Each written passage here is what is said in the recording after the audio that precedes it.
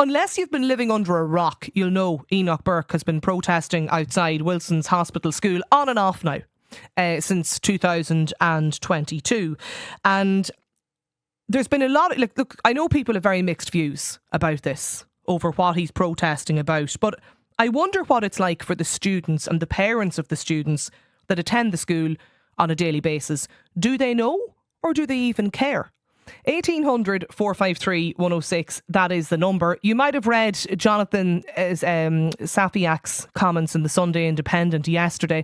He's a student at the school. He was talking about this. His mum, Annetta, is with me on the line today. Good afternoon, Annetta, and thank you for joining us here on Lunchtime Live. Just explain in general terms, how is this protest that's been ongoing for 2 years, on and off now, how is it affecting your son and other students? Good afternoon, and thank you for having me. Well, I suppose Jonathan, my son, expressed that very clearly in the interview with Ali Bracken. It's distressing. It's a disruption of the normal school life. And you know the way I use an expression, when somebody goes behind you and says, "Don't look," you're immediately going to look. And this is the situation when you have something going on outside the windows. You're going to look, you're going to check, you're going to be aware that it's there. So just imagine being in the classroom, having your exams, or being a teacher. The constant presence of Enoch Burke and his supporters is just very hard. So when the protest first started, okay, back in 2022, it's actually hard to believe that it's nearly 2 years now, but when that first started, was your son Jonathan in the school at the time, Annetta? My son joined the school in September 2023. So he's what, second year student now? Second year student now, yeah. So when we first went to Wilson's to visit the school and just make sure that it's a right choice for him, I think it was March that year, 2023. Enoch was already outside the gate. So that's how long it has been going on. Yeah. So when Jonathan started, and the other pupils that were in his year in September 2023, last September, they wouldn't really have known what this was about or what was happening beyond what they would hear in the news or in the radio or read online. Correct. Yeah. And go on ahead. He doesn't know. He doesn't know Enoch Burke from any teaching or being around staff. And the same goes for the first year that started in September 2024. And there are 2 years gone now at this stage. 2 years of students. So, Jonathan used that phrase that 50% of the students that were taught by Enoch Burke are gone. So he goes into school on a daily basis, and give me a typical day. What happens typically?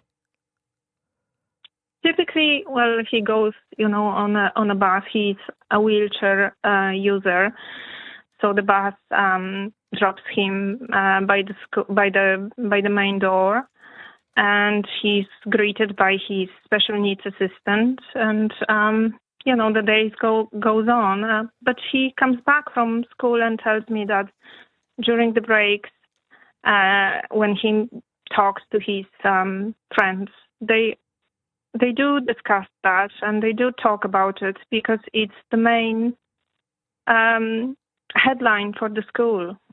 Well, the school has probably never had as much publicity or been in the papers as much. Yes, and as you know, it's not easy. The schools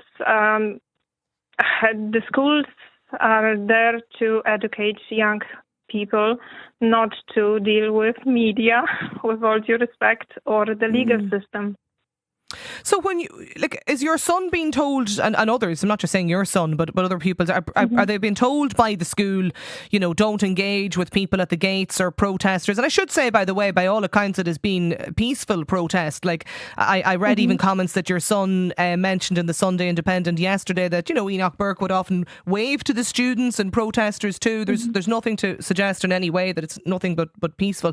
But the point was being made too by Jonathan Annetta that often, you know, he and his pals in school or colleagues, his friends, students, they might be in the background of videos that are then posted on social media, or, you know, I suppose they're accidentally shared online. That's correct, yes. And the last time the protest was there in December last year, I could clearly see my son getting on the bus and passing through the gate on a live stream or of somebody that calls himself a journalist. So, you know, that's not okay, and that shouldn't be happening. There are other people, there are teachers, there are other additional staff who use their cars, the registrations numbers and the cars. It can be identifiable, you know, for people. So I don't think it should be allowed, really. I understand there is a right to protest for everyone, but maybe not in such a close proximity to schools and young people. That people shouldn't be allowed to protest that near the vicinity of the gates of the school where you can visibly see people entering and exiting the school gates. And, you know, some of these people do enter the school itself and the Mount speaking to, you know, principals and teachers and whoever. So it's not... I don't think it's okay. Does your son talk about this much when he comes home? Not much, but then again, you have to remember that Jonathan is a proper teenager. He's 15 now, so there is not a topic that Jonathan talks much about. Yeah. But he did mention that he's very in tune and he reads the room well, if you know what I mean. So when we have a moment and we discuss school life, he does bring it up. And certainly last time in December, he was not happy about, you know, about the number of phones that he could see that were recording students. Yeah. Okay. Since the article in the Independent was published yesterday, and I know obviously Jonathan was quoted in the paper too, and Jonathan's obviously in class today, which is why he can't chat to us now at the moment. But Annetta, what sort of response or backlash have you had to that? Where will I start on that?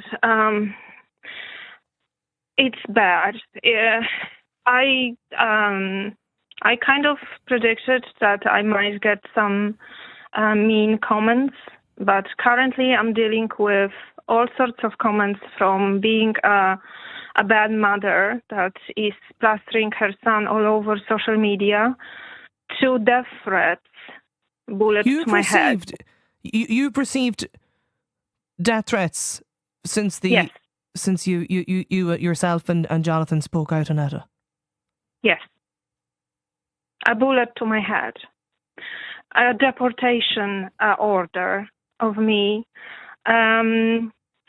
You know, I'm not going to use to quote all the bad words that I am described with, but yes, it's pretty bad. And you know, my son is. I am an advocate for my son's rights and for his disability. However, he's growing. He's now 15, and I am aware that there is a very thin line between being Jonathan's voice and abusing his ability to speak for himself. So the decision to be in this interview was his, and Ali spoke to him in a very respectful manner. And they, you know, I was there present in the room. Yeah. He said what he said. Well, obviously, I am blamed for that, but it's off the scale. Off the scale. I actually started being very anxious about being outside with people now, reading all those comments. Oh, it's absolutely shocking. Did you report those the death threats to the guards, Annetta? I didn't have a chance because, it was only yesterday, but and tomorrow is a very busy day with Jonathan's medical appointments, but I will have to do that.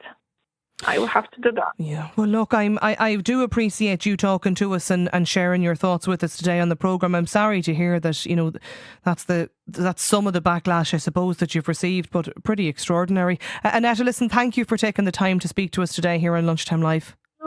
Would you allow me to say one more sentence? Yes. I would like to ask anyone, Taoiseach, politicians now and the future ones that are going to form the government, to please protect the young children from, an environment that is not really nice around the school. And also to take online abuse a bit more seriously. Because it's really an issue and it impacts you everywhere. Absolutely. In your bedroom, in your bathroom, in your kitchen, it's everywhere. No, you shouldn't have to. You shouldn't have to put up with that. There's no question about that. Annetta Safiak, thank you very much for joining us. Annetta's son, Jonathan, is a student there at the Wilson's Hospital School in County Westmeath. Another texter here has got in touch to say, as a first-year parent, my child is a student at the school in first year. The protest has had no impact whatsoever on my child. Great school in so many ways. The email, lunchtimelive@newstalk.com.